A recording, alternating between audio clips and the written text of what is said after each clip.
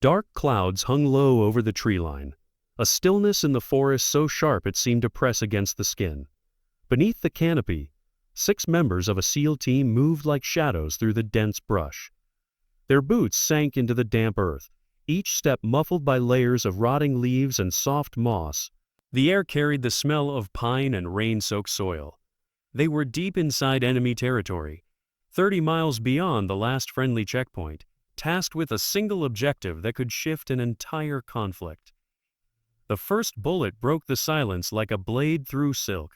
It tore through the trees, grazing the youngest man's shoulder and sending him crashing to the ground. Another burst followed from the opposite ridge.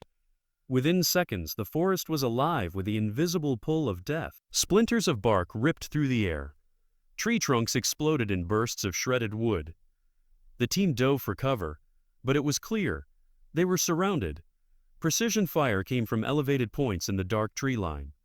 It wasn't random, it was a trap. Months of intelligence, weeks of reconnaissance, and still they'd walked into the jaws of something waiting, something prepared. No one screamed, not here. They were trained for chaos, to breathe calmly when others couldn't breathe at all. But inside, each of them felt the same electric current of fear, cold, sharp, and pulsing in the chest. The team leader, Ramirez, pressed his back against a fallen log slick with rain, scanning the trees through a cracked scope. He saw nothing. The enemy was too well hidden. A single thought crossed his mind. Extraction was not coming. In the brush 50 meters to their east, a figure knelt so still she might have been part of the landscape. A ghillie suit of burlap and netting melted into the moss and ferns. Her breath was low, controlled, almost imperceptible. Through the scope of a precision rifle, she watched the ambush unfold with unwavering focus. Her name was Lena Cole. The scar along her jaw was pale against the dirt on her skin. Her hair, tied in a rough knot, was hidden beneath layers of camouflage. She did not panic. She did not blink. This was not her first hunt. She had watched teams fall before. She had buried friends in soil that smelled just like this forest. But tonight, she had promised herself, no one dies here. 2 years earlier, Lena had stood in a field of blackened earth thousands of miles away. It had been her last official operation. Her brother, also a SEAL, had been on the ground. He bled out before medevac ever came. The smell of smoke and iron had etched itself into her bones. Lena had walked away from the military after that, not because she couldn't fight, but because she couldn't stand the silence that followed when the fighting stopped. She had built walls of quiet around herself, living in the places no one dared to follow. But some men she had once called brothers had refused to let her disappear. This team, the one below, had once been his, her brother's.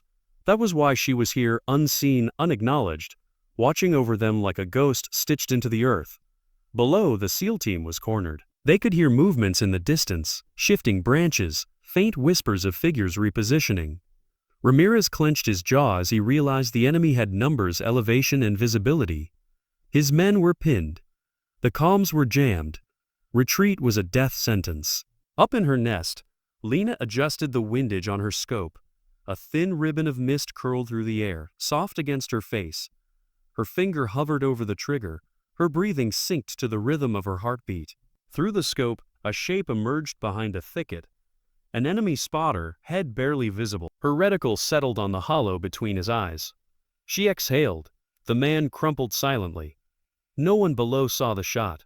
No one above heard the echo. But the balance of the forest shifted, almost imperceptibly. The attackers didn't know it yet, but something ancient and precise had entered their hunt. Lena didn't speak. She didn't need to. She knew how they thought. She had studied men like these before they even knew her name. She watched their commander shift positions, signaling with his hand. They were methodical, disciplined, but arrogant.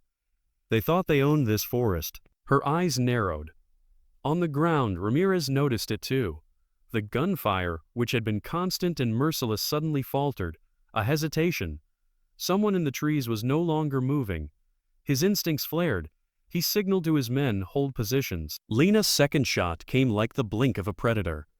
A man on the far ridge, perched with a long rifle, fell backward before his finger could squeeze the trigger. They would start to panic soon. Panic was predictable. Panic made good soldiers sloppy. She counted the distance between nests, the angles of attack. They had 8 shooters, maybe 10. She could remove 5 before they ever located her. That would be enough to shift control. In the dirt below, the youngest SEAL, barely 21, pressed a trembling hand against his shoulder wound. Blood seeped through his fingers, warm and thick. The copper scent mixed with pine. His vision blurred, but when the second shot echoed, a strange calm settled over him. Something unseen was watching over them. He could feel it. Lena kept moving, inch by inch, repositioning through the underbrush. Each shift was slow, deliberate. To the forest, she was nothing more than a shadow drifting through mist. She remembered her brother's voice, quiet but firm, telling her that real power wasn't in loud commands or medals pinned to a chest. Real power was the calm that came when everyone else broke. That calm now lived in her bones. As the minutes stretched, the enemy started to react. Barked orders, confusion. They couldn't locate her, they couldn't see her, and their confidence, once iron, began to rust. Ramirez seized the opening. He crawled closer to his wounded man, pressing gauze against the shoulder, whispering words no one else could hear. Behind his mask of leadership, he wondered who was saving them. He didn't dare hope. Hope got men killed. Lena had eyes on the commander now. She could see the weight of his arrogance in the way he stood slightly exposed, certain no ghost could reach him. But she didn't shoot him first. Leaders who fall too soon create martyrs. Leaders who fall last create collapses. She went for the radio man instead. The third shot shattered their coordination. Orders became shouts, shouts became chaos. A memory flashed in her mind. Her brother's last night, laughing over terrible instant coffee in a makeshift camp, the sound of distant waves crashing against a foreign shore.